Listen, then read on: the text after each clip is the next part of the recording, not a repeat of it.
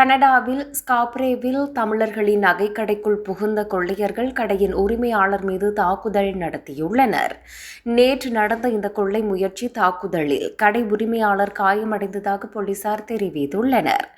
5 சந்தேக நபர்கள் திருடப்பட்ட வாகனம் ஒன்றை நகைக்கடையினுள் செலுத்தி கொள்ளையடிக்க முயன்றதாக டொரண்டோ போலீசார் தெரிவித்தனர். எக்லிங்டன் அவென்யூ கிழக்கு பிரம்லி சந்திப்புக்கு அருகாமையில் உள்ள மயூரா நகையகத்தில் இந்த கொள்ளை முயற்சி முன்னெடுக்கப்பட்டது. புதன் இரவு முன்னெடுக்கப்பட்ட இந்த நகைக்கடை கொள்ளை முயற்சியின் போது வாகனத்தை ஓட்டிச் சென்ற 5 சந்தேக நபர்களை போலீசார் தேடி வருகின்றனர்.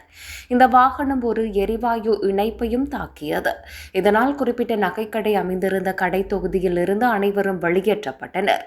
சம்பவத்தின் போது கடை உரிமையாளருக்கு காயம் ஏற்பட்டதாக போலீசார் தெரிவித்துள்ளனர். சந்தேக நபர்கள் மற்றொரு வாகனத்தில் தப்பிச் சென்றுள்ளனர். தாக்குதல் சம்பவத்திற்கு பயன்படுத்தப்பட்ட 2 வாகனங்களும் திருடப்பட்டவை எனவும் டொரண்டோ போலீசார் தெரிவித்துள்ளனர். இந்த கொள்ளை முயற்சியில் எந்த பொருட்களும் திருடப்படவில்லை என தெரிய வருகிறது.